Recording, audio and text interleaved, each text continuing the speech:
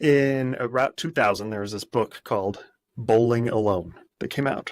Have you ever heard of this book? No. Bowling Alone. Put that one in the show notes. Is written by Robert Putnam.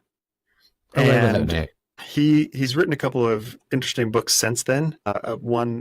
But his whole idea was about the decline of social capital, particularly in America. But I think it's it's happening quite a bit across the world, and especially in the Western world, for sure, where we used to gather at bowling alleys, and we'd have bowling leagues, and people would get together every Wednesday or whatever and go bowling.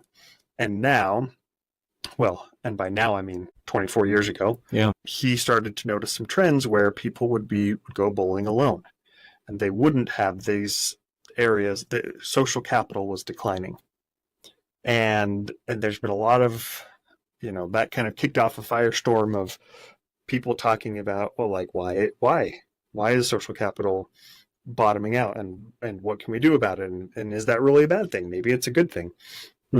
It's not a good thing. No.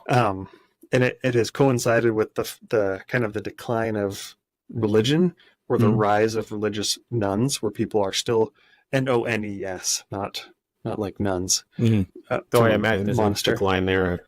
Probably. Yeah. Sorry to all our nun listeners. Yes, we do love nuns. Yes, shout out. Not a decline in the quality of nuns, but in the number of nuns. The nun number. Yeah, so as fewer people are belonging to organized religion, that's kind of coincided with this decline in social capital, and political polarization has kind of increased around the same time, where you've got less interaction between groups of people. So there's less of a chance that you're going to run into somebody like at the bowling. If you were part of a bowling league, I imagine, I was never part of a bowling league, but you would go and there would be people from all various walks of life. The super rich probably didn't. They probably had their own like exclusive bowling clubs. Sort of bowling polo. Yeah, exactly. But generally speaking, there was, a cross section of people that you could engage with. And it wasn't just bowling alleys. It was, whatever place people would go to hang out and talk with each other. Traditionally, isn't it places like, I recall reading at least some articles about this, and it was probably about 15, 20 years ago as well. Things like public houses, like pubs and such, used to be big time coffee houses.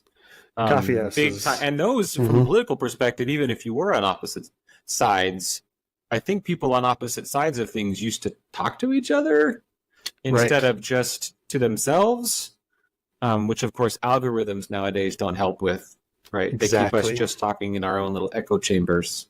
But because Facebook does not make money if I'm mad, right? Or if I'm so mad that I turn off Facebook. Well, Facebook doesn't make money if you're content in general, right? Like what keeps you scrolling is true. When something that agrees with your viewpoint makes you angry.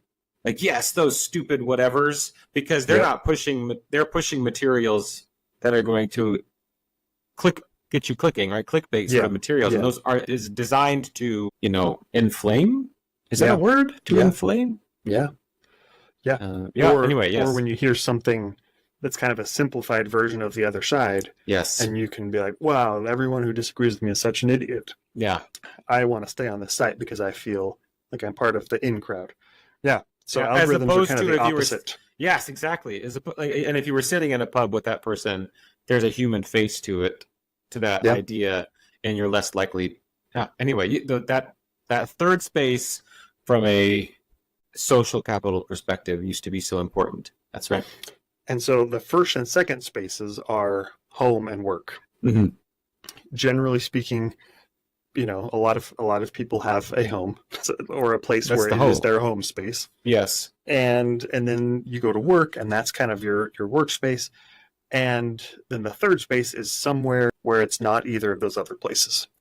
Somewhere where you can go and just kind of, the defining characteristic is you're there to talk. You're not there to do something else.